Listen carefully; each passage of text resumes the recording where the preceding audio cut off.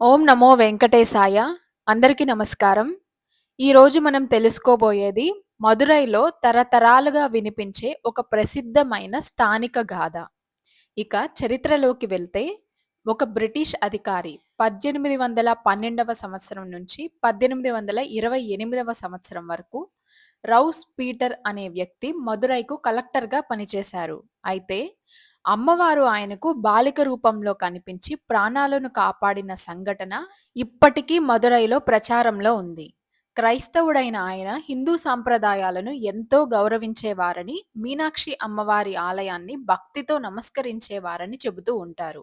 Rows Peter ప్రజల పట్ల ఆయన చూపించిన దయ, నిజాయితీ, సేవాభావం కారణంగా మదురై ప్రజలు ఆయన్ను ప్రేమగా పీటర్ పాండ్యన్ అని పిలిచేవారని చెబుతూ ఉంటారు.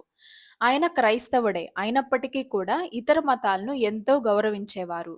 ప్రతిరోజు తన కార్యాలయానికి వెళ్లే మార్గంలో మధుర మీనాక్షి అమ్మవారి ఆలయం కనిపించగానే గుర్రం దిగి తలపై ఉన్న టోపీని తీసేసి పాదరక్షలు కూడా విప్పి ఆలయానికి నమస్కరించి ఆ తర్వాత మాత్రమే కార్యాలయానికి వెళ్ళేవారని స్థానిక కథనం.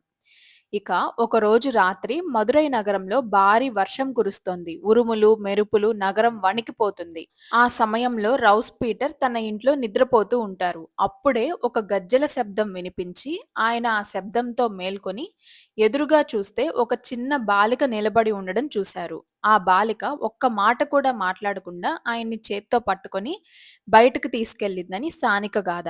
ఆయన బయటకి తీసుకొచ్చిన కొద్ది క్షణాల్లోనే ఒక భారీ పిడుగు ఆయన ఇంటి పైన పడింది. క్షణాల్లోనే ఆ భవనం మంటల్లో చిక్కుకుపోయింది. ప్రాణాలు దక్కిన పీటర్ వెంటనే వెనక్కి తిరిగి చూశారు ఆ చిన్నారి కోసం. కానీ ఆ బాలిక ఆలయం వైపు నడుచుకుంటూ వెళ్ళిపోయింది కనిపించకుండా.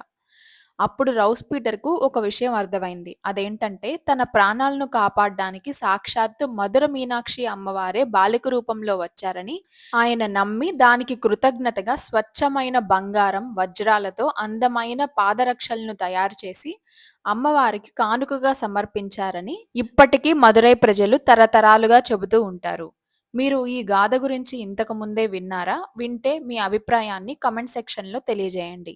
ఇలాంటి ఆలయ చరిత్రలు, ఆధ్యాత్మిక విశేషాల కోసం సీతామాత ఛానల్‌ను సబ్స్క్రైబ్ చేసి వీడియోను లైక్ చేయడం మర్చిపోవద్దు.